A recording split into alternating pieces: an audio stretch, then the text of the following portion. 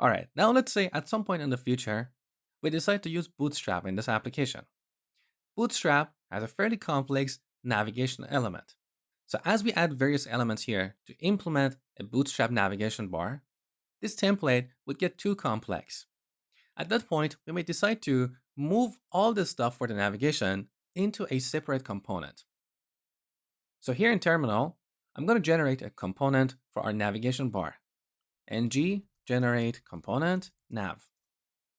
Okay, so this creates a new component and also registers it in our app module.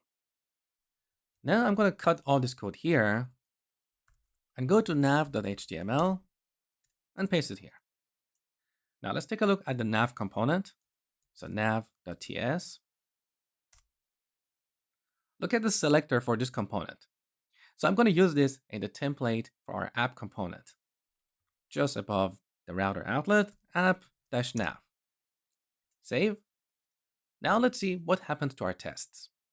Okay, we have a broken test. And here's the error. App-nav is not a known element.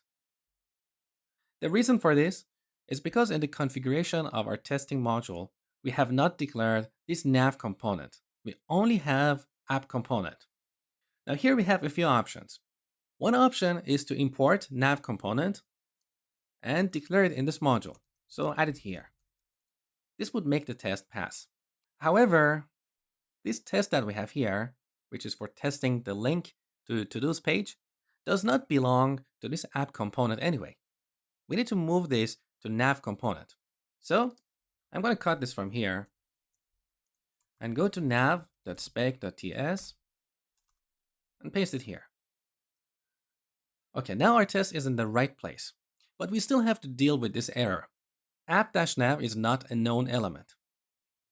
So back in the configuration of our testing module in app component spec, we can either declare this nav component here, or we can use this schemas property, and in this array pass no underline errors underline schema. This tells Angular to ignore any elements or attributes that it doesn't recognize. So if you have a complex template with a lot of child components or directives, you may find it easier to simply use this schema as opposed to declaring all those individual child components in this testing module. However, there is a problem with this approach.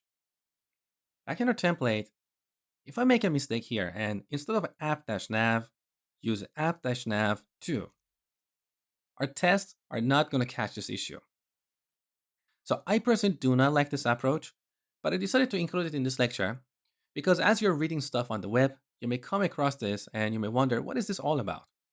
So my recommendation is to declare child components here. But if you have a situation where that's getting a little bit too complex, you can use this no errors schema as one of the tools in your toolbox. Now let's import it on the top. So on this line, we should import it from Angular core. No errors schema. Save. Okay, we have a broken test, but this is coming from nav component, not app component. So our app component is perfectly fine. Now look at the error. Router link with href is not defined. So back in the spec file, in the nav component, this is where the error is coming from. In our test, we're querying elements by this router link directive. And we have not imported it on the top, so it's not defined.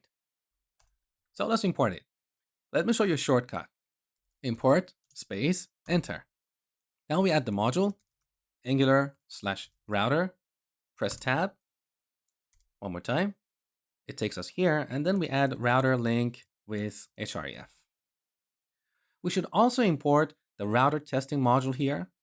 So one more time, import space enter.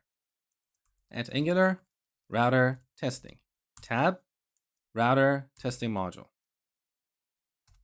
and then import it here. Otherwise, that directive is not going to be executed.